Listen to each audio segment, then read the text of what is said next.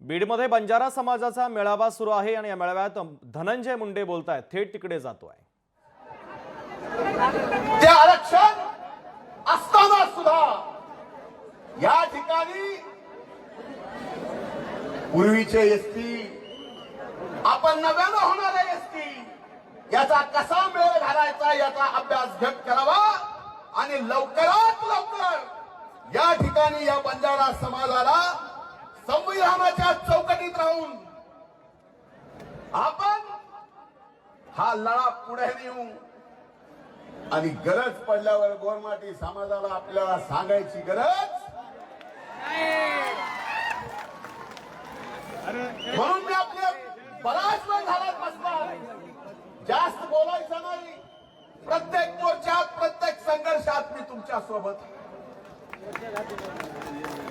या बीड जिल्ह्याच्या वाडी वस्ती तंडाच्या विकासामध्ये मी आपल्या सर्वांच्या सोबत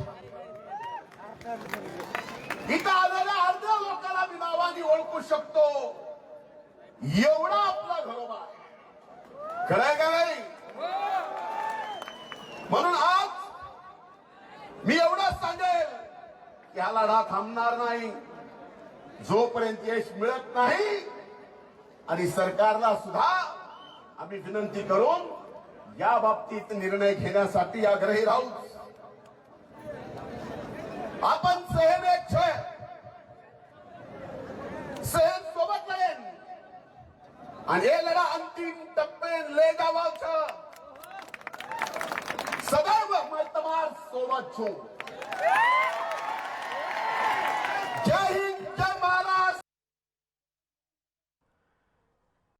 बंजारा समाजाच्या मेळाव्यामध्ये धनंजय मुंडे हे संवाद साधत होते। मंत्री असतो तर मोर्चाला येता आलं नसतो, मी सदैव तुमच्या सोबत आहे असं धनंजय मुंडे यांनी म्हटलेलं आहे। तर हैदराबाद गॅझेटनुसार आरक्षणाचा अभ्यास करावा आणि एसटी प्रवर्गामध्ये बंजारा समाजाचा समावेश करावा अशी मागणी देखील धनंजय मुंडे यांनी केलेली आहे। तर बीडमध्ये बंजारा समाज बांधव आता आक्रमक झाल्याचं पाहायला मिळतंय।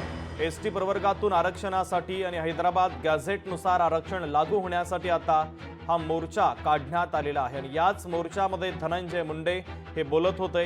मंत्री असतो तर मोर्चाला येता आलं नसतं असं मुंडेंनी म्हटलेलं आहे। तर कायद्याच्या चौकटीत राहून आपल्याला हे आरक्षण मिळवायचे असं देखील धनंजय मुंडे यांनी म्हटलेलं आहे।